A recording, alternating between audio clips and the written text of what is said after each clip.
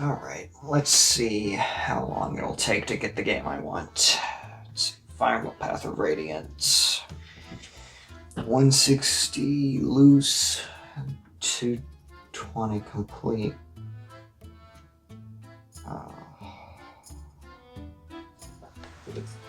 No, this is fine.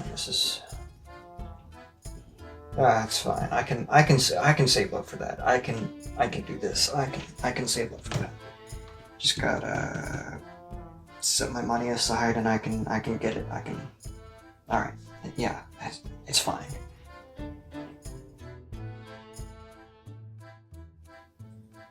No, that's not how I like to play my games. I don't do that emulation stuff. It's fine. I can save up some money. I don't need to do that.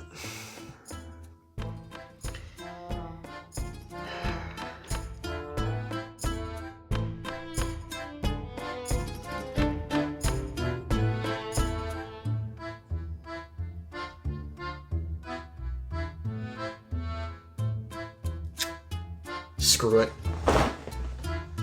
Alright, it's time to get this downloaded. Oh shit. My computer just got a virus.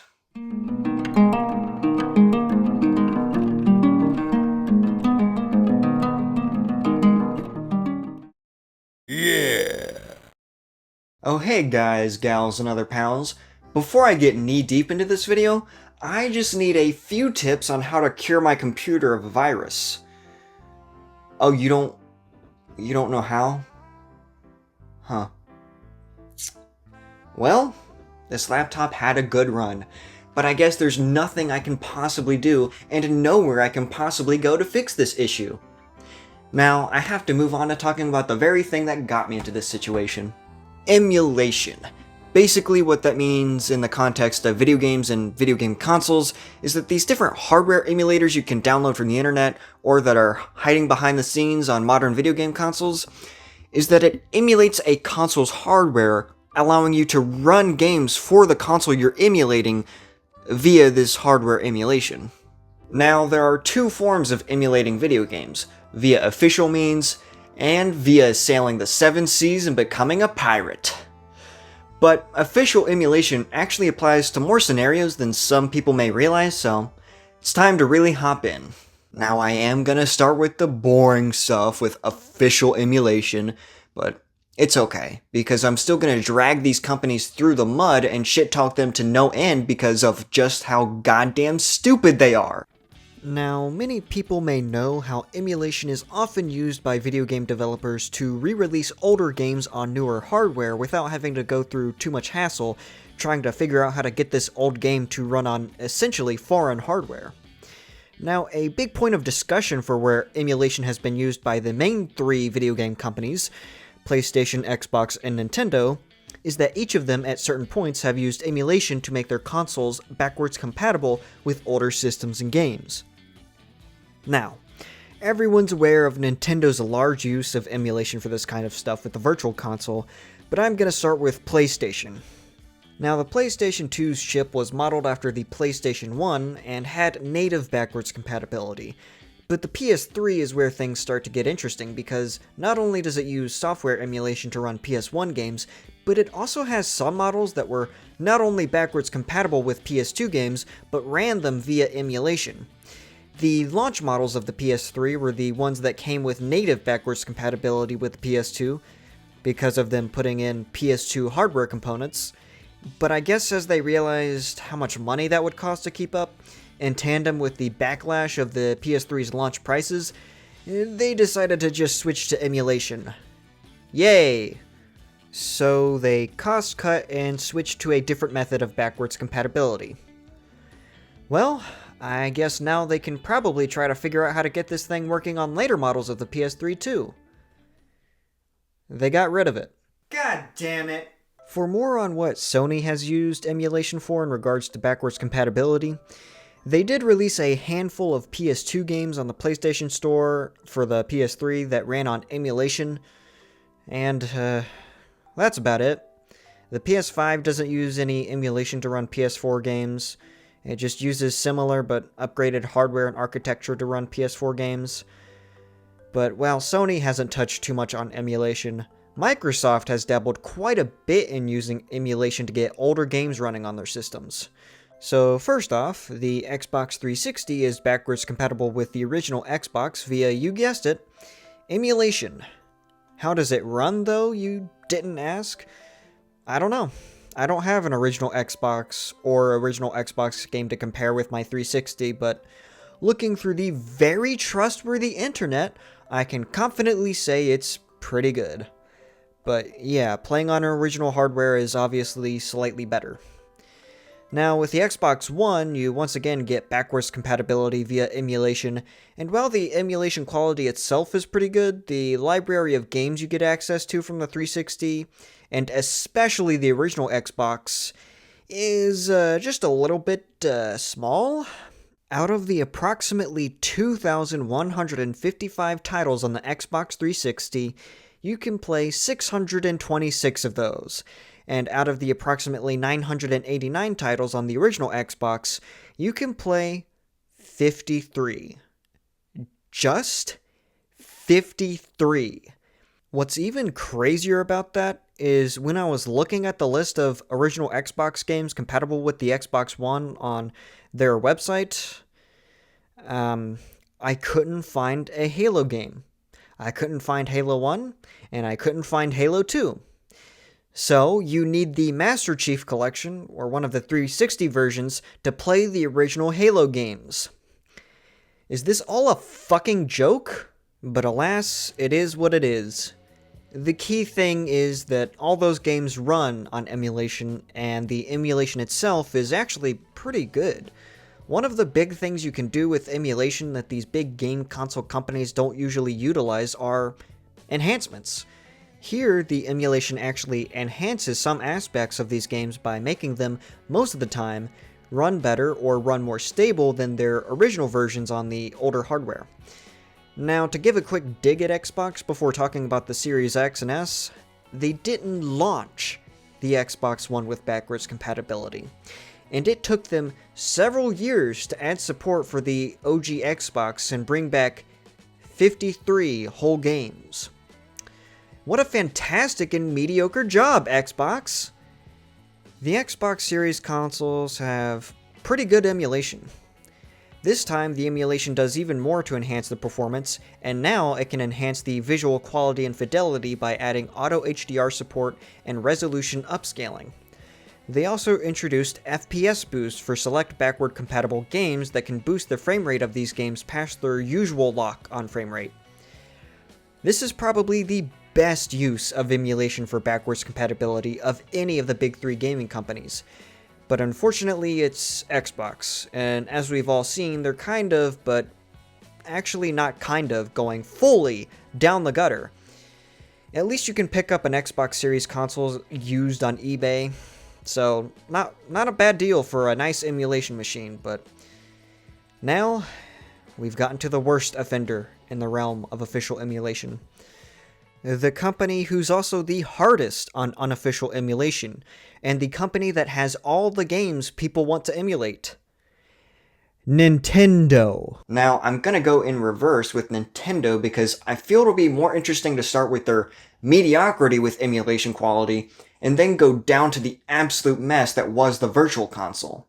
Starting with emulation on the Switch and Switch 2, on the one hand, the colors and resolution of these old games are upped to the max here, making an incredible level of visual quality with very pleasant views. But they're locked to this.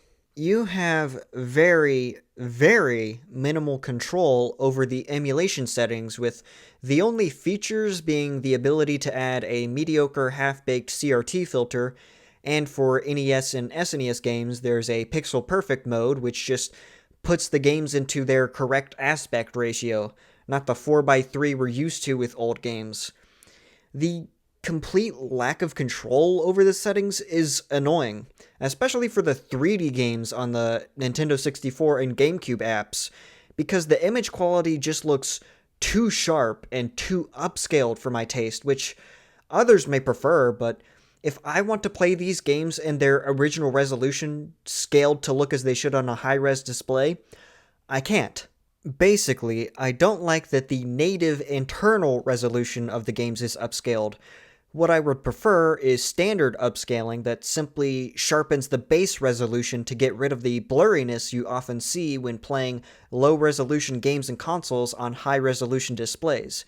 I just want to play my 240p Nintendo 64 games in 240p. But fuck me, I guess. Nintendo doesn't want me to. While the lack of settings sucks, I can at least say it's nice they even take advantage of the enhancements you can get out of emulation, and they've tried, keyword tried, to do this with all their emulation on their previous consoles. The Wii U is an interesting console. The Wii U had the Virtual Console, and it's the same premise as Nintendo's current Nintendo Classics program, with the exception of all the games being individually priced, and they aren't a part of a subscription fee. Overall, it's not bad. It's pretty similar to the Switch's emulation quality. Never mind, Nintendo 64 games look like shit for some reason. Great job, Nintendo. Everything looks like shit on the Wii. But the Wii was the first Nintendo console with the Virtual Console. But it also wasn't the first time Nintendo's used and worked with emulation, so you think they'd be pretty good? Nope. Games run and look like shit. Fine, they run okay, they don't run bad, but they still look awful. Hi, my name is, unimportant. I'm here to tell you all about our next-gen console that can do so many cool things and play the most intensive video games. Now, we know people have been wanting our new console to be backwards compatible with older games since our last console wasn't, but I'm here to tell you that our new console can't run older games natively. I'm pretty sure if our console tried to run those games, it would fucking explode. I have no idea how those games were able to run in the first place. Now, since our console can't run those games natively, the amazing minds on our design team came up with a solution that will make our new console work with your old-ass games that you still won't even play. Basically, when you try to play an older game in our system, we give the console computer drugs to make it think that it's an older system so that it can run ROMs compatible with that older system. I have no idea how any of that works. I'm pretty sure the design team just cast a spell on the thing to make it work. I don't know, man. Now, after telling you all how our console will be able to run your old games, you might be asking, but how do the games run?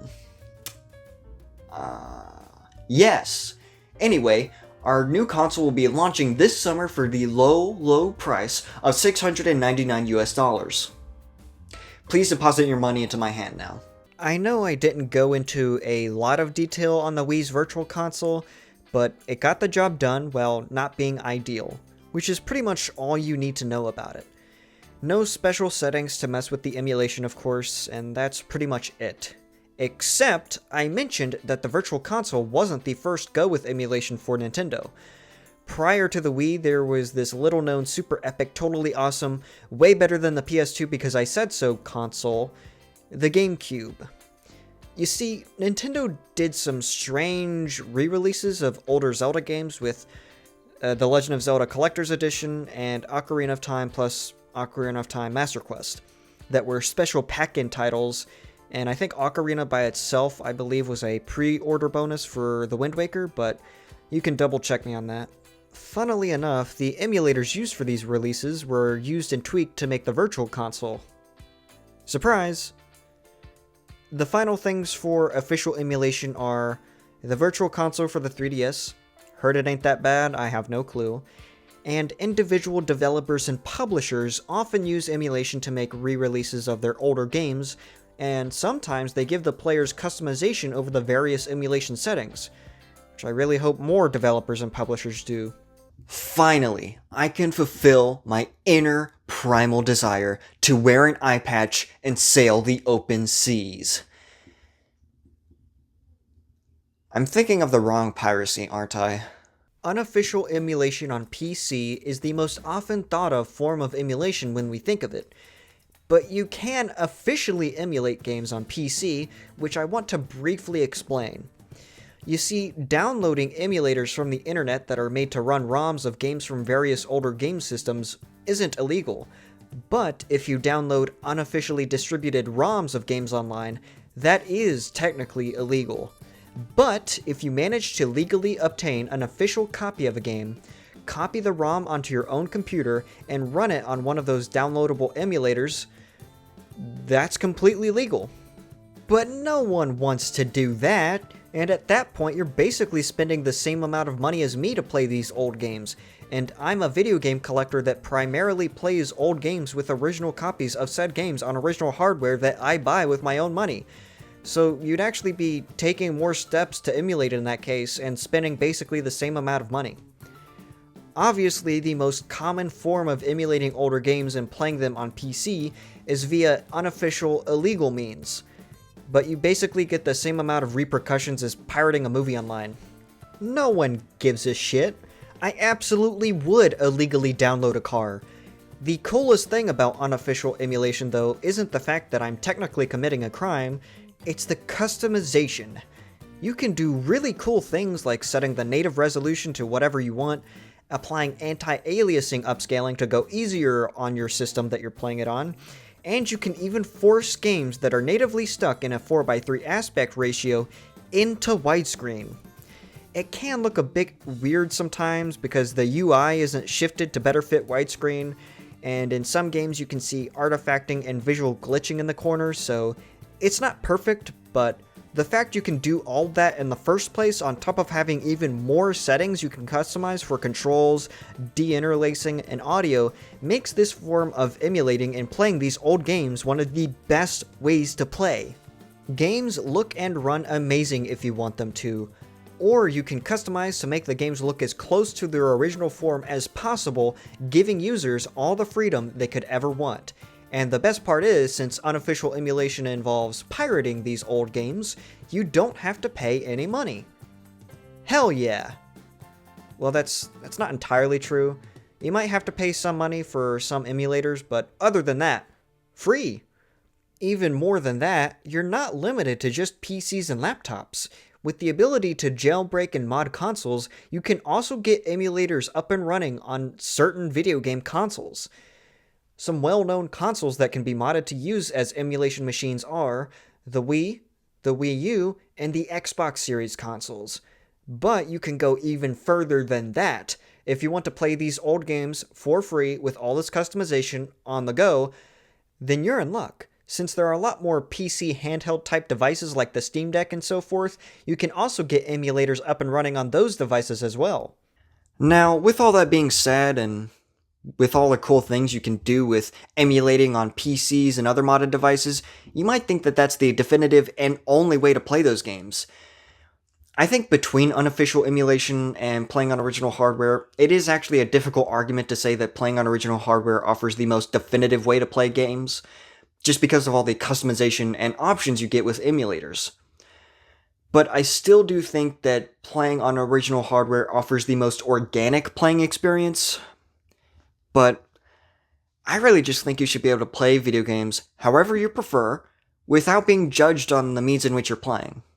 I see a lot of clashing between people who think that emulating and pirating games is the only way to play them, and people who despise the thought of playing games in an unintended way on foreign hardware.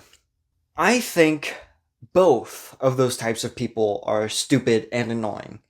No, pirating games and sticking it to the companies is not the best, purest way to play video games, and no, giving all your money to Nintendo, Sony, or whatever developer whenever they release a new game or re-release an old one at full price is not the best, cleanest way to play those games. Just play video games. Stop being assholes and gatekeepers to everyone for how they choose to play them. The world is already rough out there as it is. Don't make it worse for people who are just trying to have fun and distract themselves from the horrors that are transpiring in the world that they have no control over. Just let people play video games. So, while I gushed about the super epic and cool things you can do with unofficial emulation, it's not the definitive way to play or whatever. If you don't have the means to play these older games you want to play, then this is a great way to play these games. If you're really into optimized graphics, performance, and modern features, then this is also probably the best way to play. But otherwise, if those things don't pique your interest, then the convenience of just buying a re-release or original hardware to play games on might just be the best way to go for you. It all comes down to personal preference, and while I love all the cool settings and things you can customize with unofficially emulating games, and wish developers would offer the same level of customization and features when they re-release games, I still prefer to play games on their original hardware as they were intended to be played for the most organic experience. Well, that's emulation for you. Now, I was able to get my computer fixed, but immediately after, some Nintendo ninjas broke into my home and stole it, so now I have 0 ways to play Fire Emblem Path of Radiance. I hate everything.